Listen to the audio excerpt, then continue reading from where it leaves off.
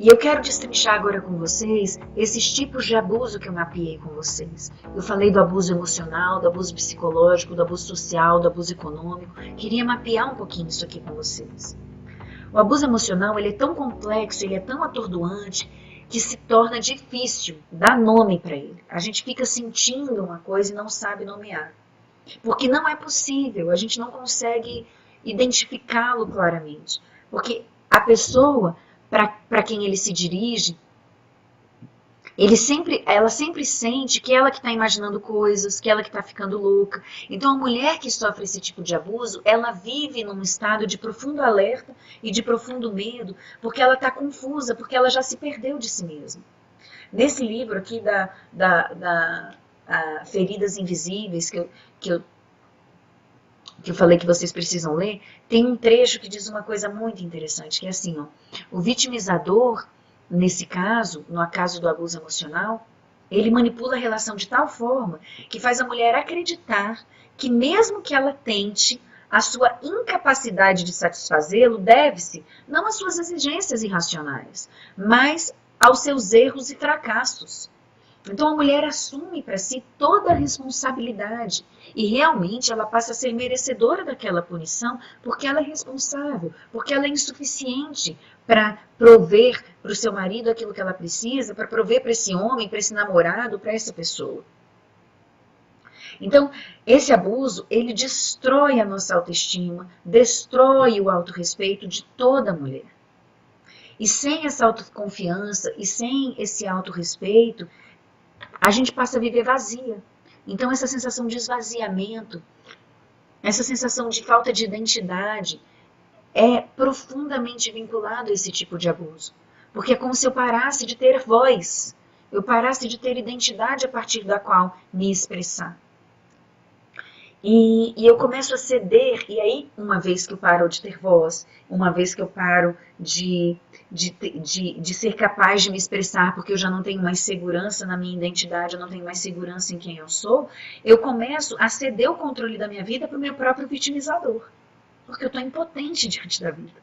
Eu já não tenho mais poder sobre mim. E todas nós, gente, que passamos pela trama, por essa trama do abuso, todas nós somos capturadas por ele antes mesmo que a gente seja capaz de perceber o que está acontecendo. Essa é a parte dolorosa.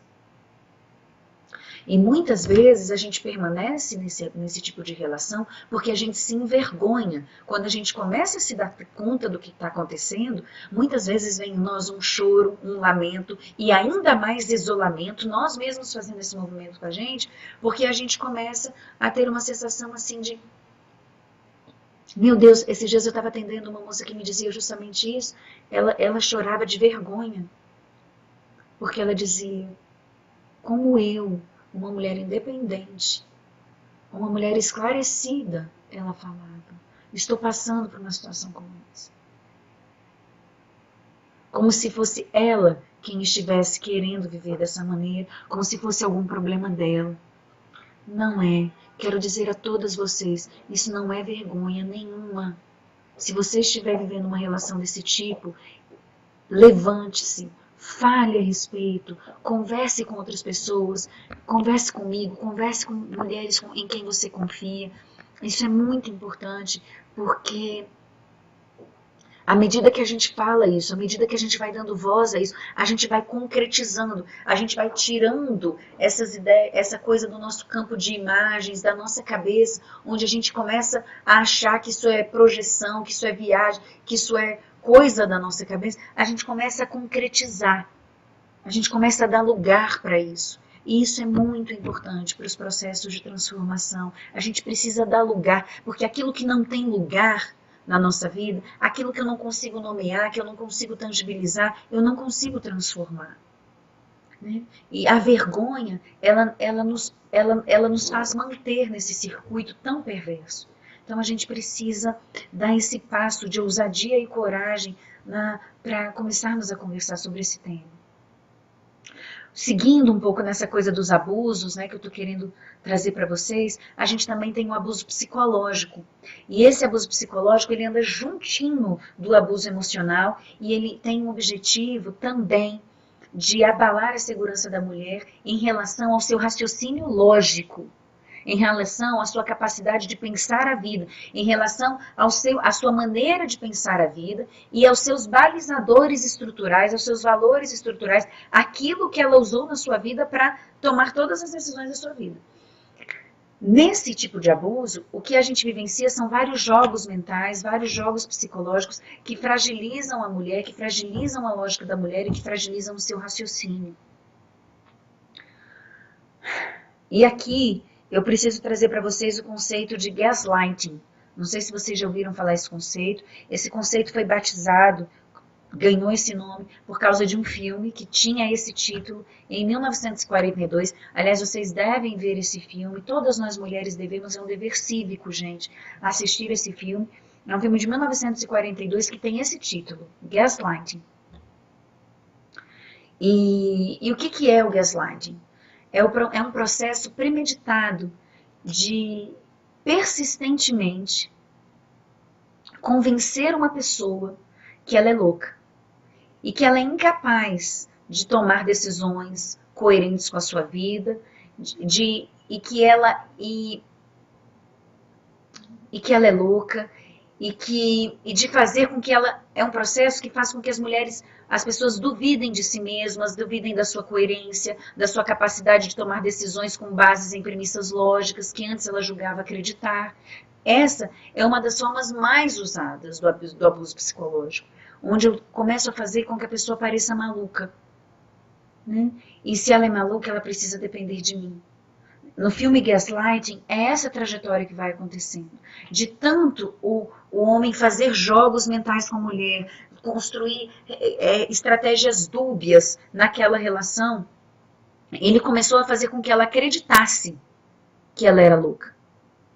E ao acreditar que era louca, ela passou a efetivamente se comportar como tal, ela efetivamente enlouqueceu. Então, esse tipo de abuso, ele leva as mulheres, quando nos seus extremos, ao limite da sanidade. Gera confusão mental contínua e, mais do que nunca, faz com que a mulher se sinta precisando desse homem, precisando dele, porque só ele vai ser capaz de suportá-la, de aguentá-la, né? Em última instância, o que esse tipo de abuso faz é fazer com que as mulheres parem de pensar.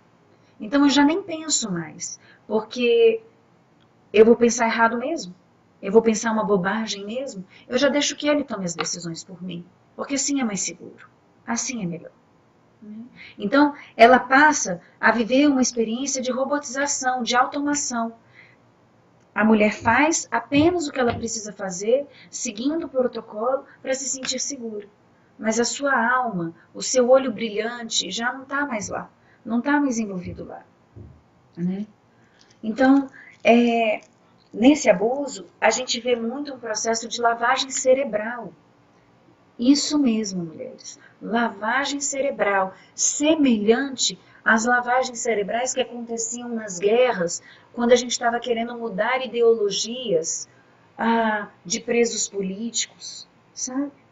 Quando a gente torturava presos políticos para convencê-los de outras verdades, de outras realidades. É esse mesmo movimento que acontece aqui.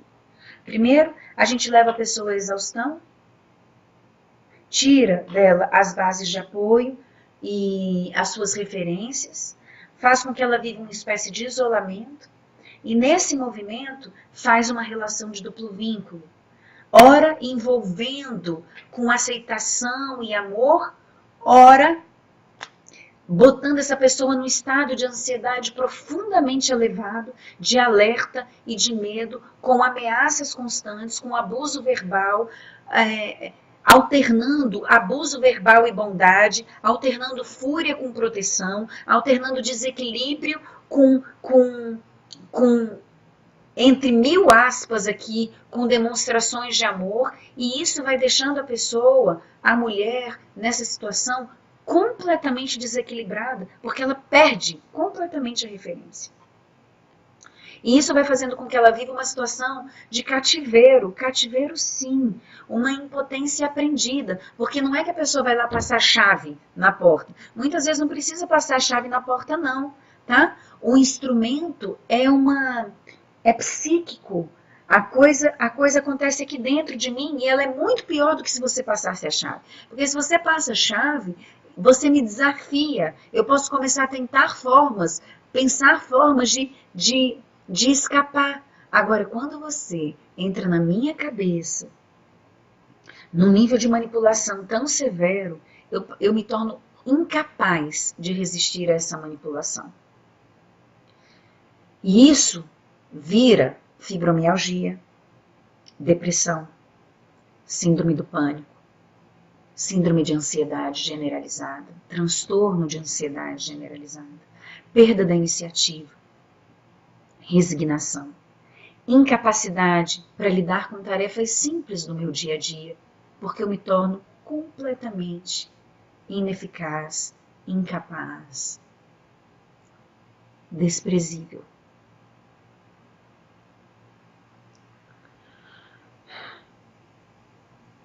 A desqualificação constante que acaba convencendo a cada uma de nós. Os jogos mentais, a partir de ameaças constantes e a ansiedade são uma das características mais amplas desse tipo de abuso. Mas a gente também tem o abuso social, que é o isolamento mesmo. O isolamento das suas redes de afeto, das suas redes de apoio. E o objetivo, como nos outros tipos de abuso, continua sendo o controle.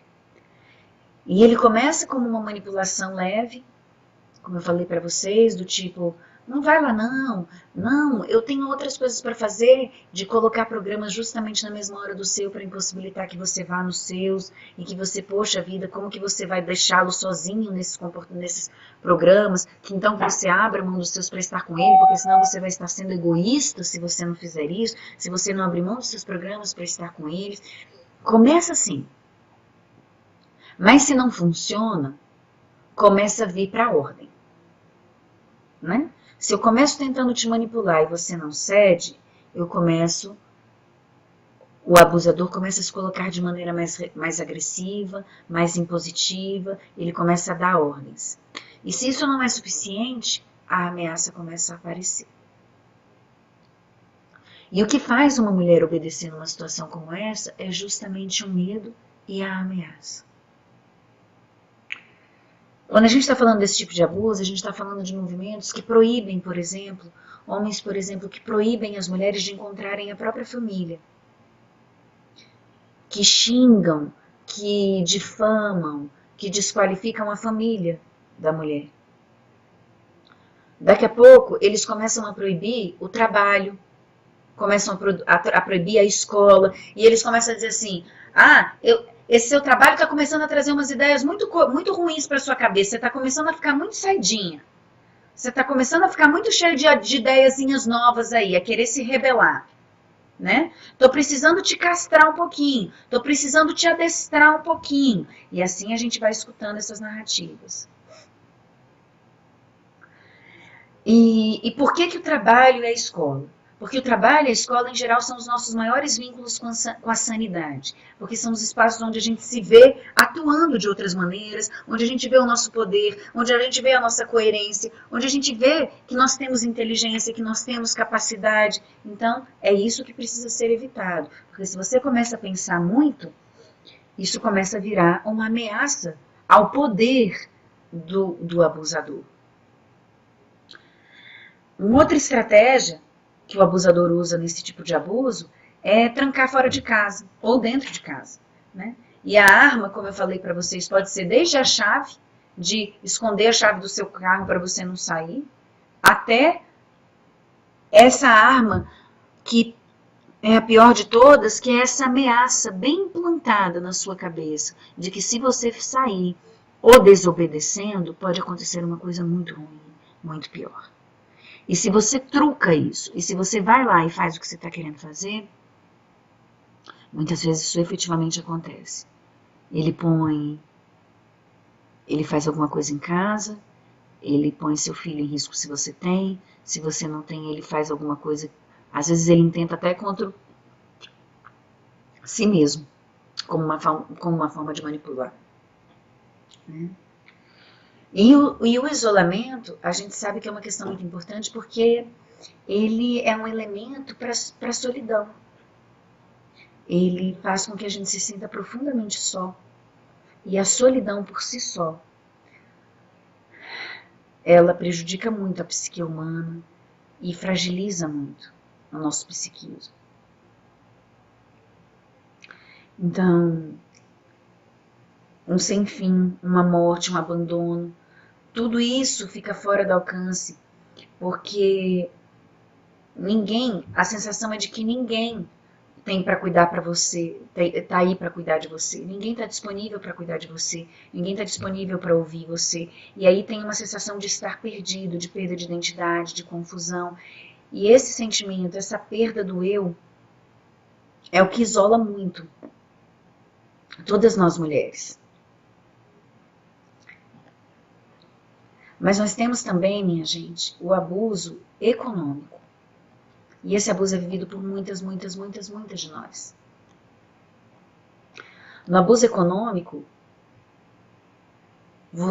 o homem utiliza o dinheiro como ferramenta de controle de poder.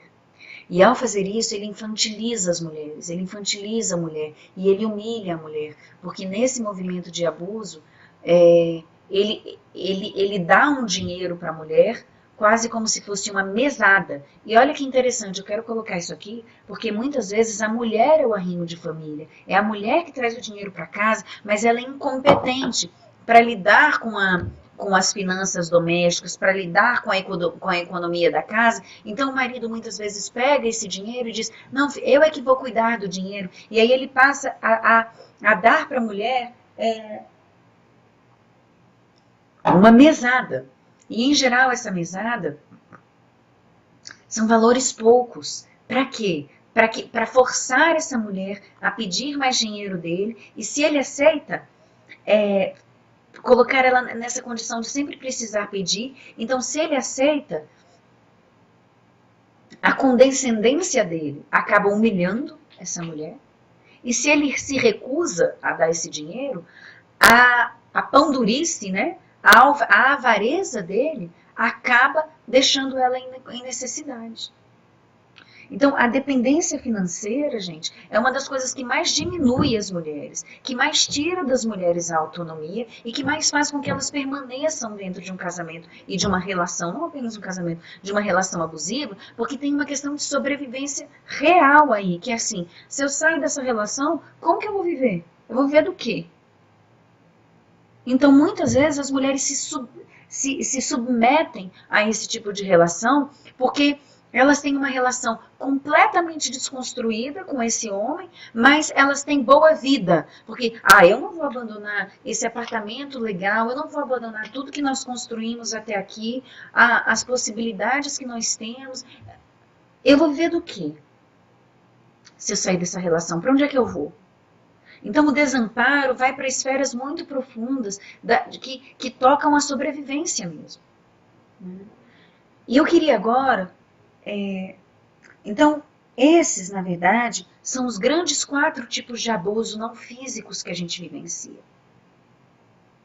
O abuso emocional, o abuso psicológico, o abuso social e o abuso econômico.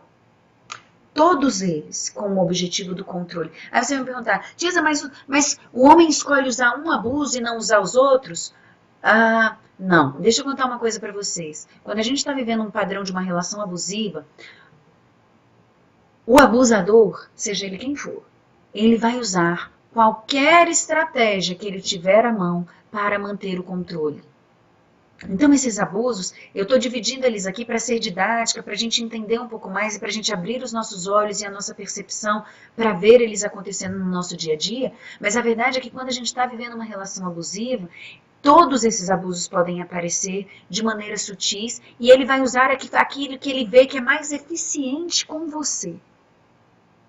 Aquilo que mais te submete, aquilo que mais te subordina, aquilo que mais faz ele manter o controle da situação, aquilo que mais faz ele manter o poder.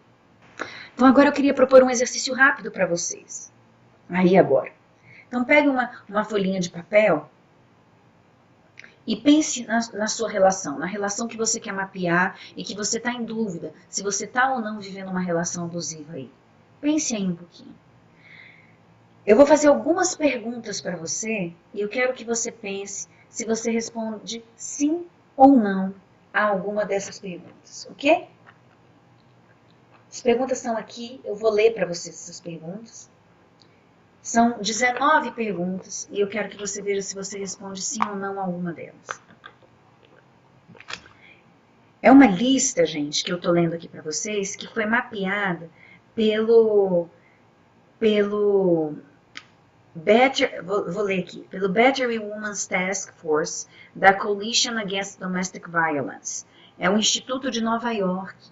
E Nova York é um dos lugares que tem uma das melhores casas, um dos melhores centros de apoio à mulher vítima de violência, seja ela qualquer tipo de violência, seja ela em qualquer nível.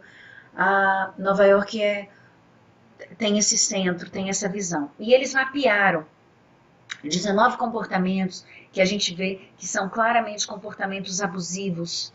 E eu quero trazer esses comportamentos aqui para vocês. E eu quero ver o que vocês me respondem deles. Então, o seu parceiro, ele bate, esmurra, esbofeta, empurra ou morde você?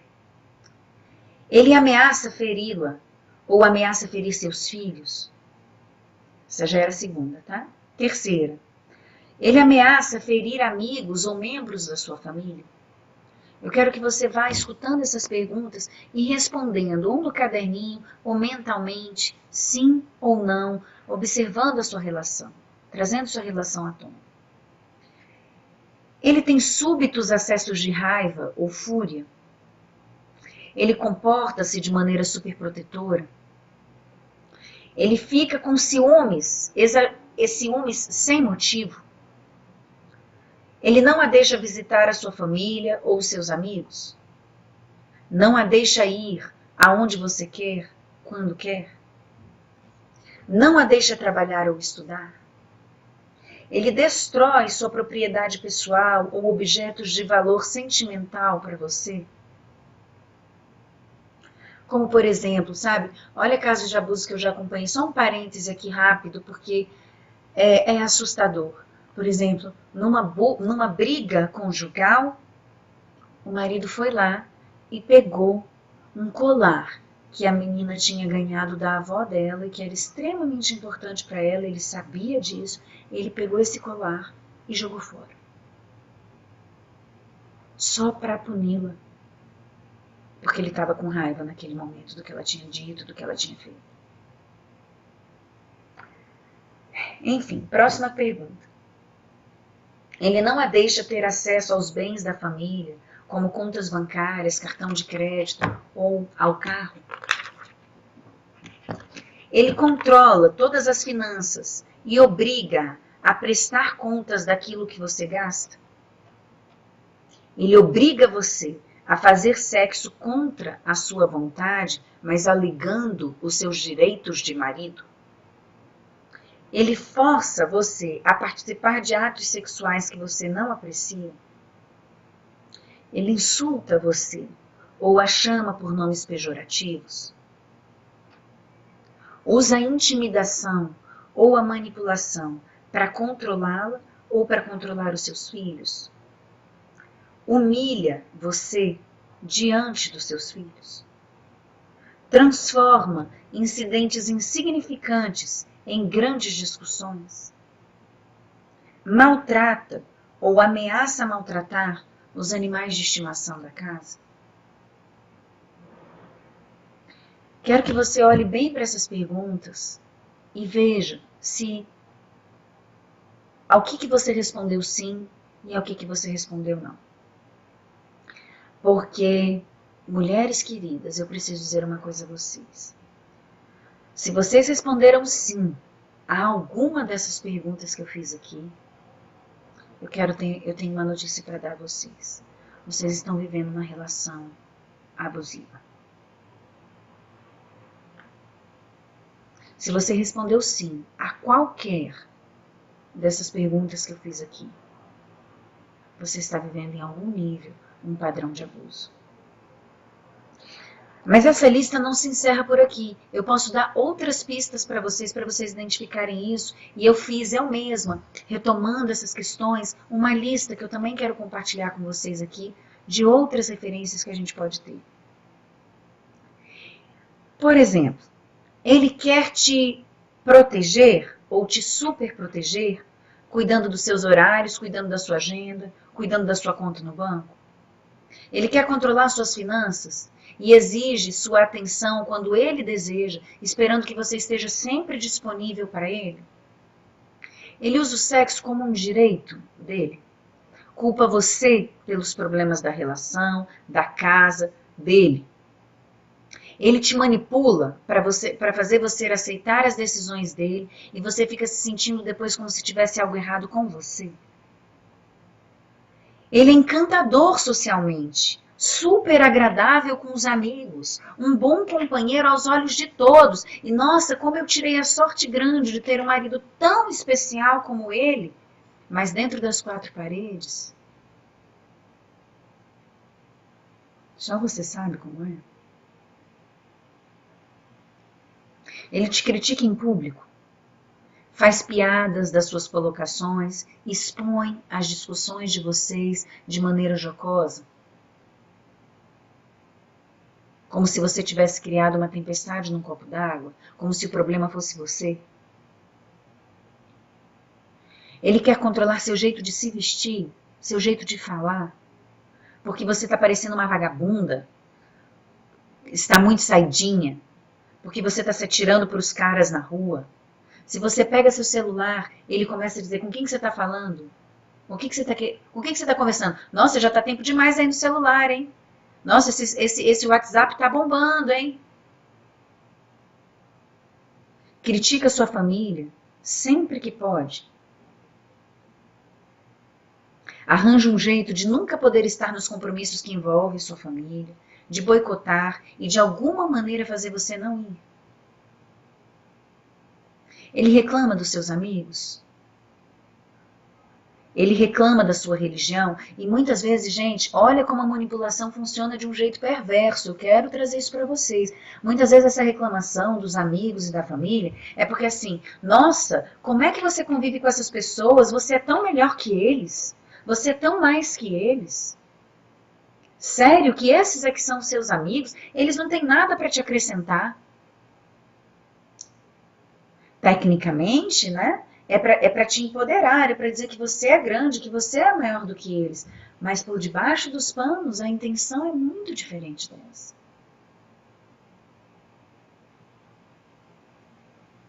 Ele te julga menos porque você tem um credo religioso? Nossa, me impressiona você, tão inteligente acreditando nessas bobagens.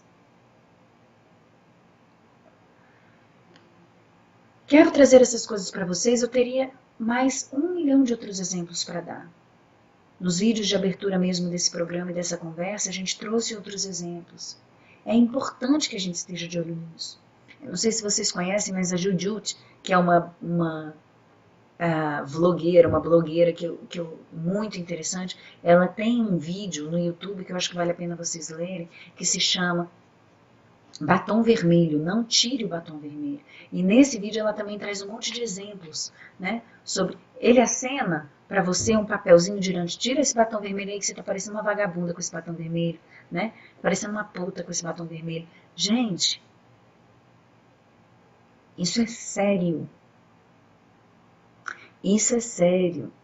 É sutil muitas vezes, mas é sério. Nós precisamos olhar para isso com a seriedade que isso tem. E muito cuidado para não confundir zelo e cuidado com controle e assimetria de poder. Zelo e cuidado se dão na esfera da parceria. Controle e poder é quando isso muda de lugar. É quando a relação começa, opa, escapuliu. Tá? E há muitas coisas para a gente pensar, e se alguma delas te fez refletir, fique atenta, porque pode ser que você esteja num relacionamento abusivo.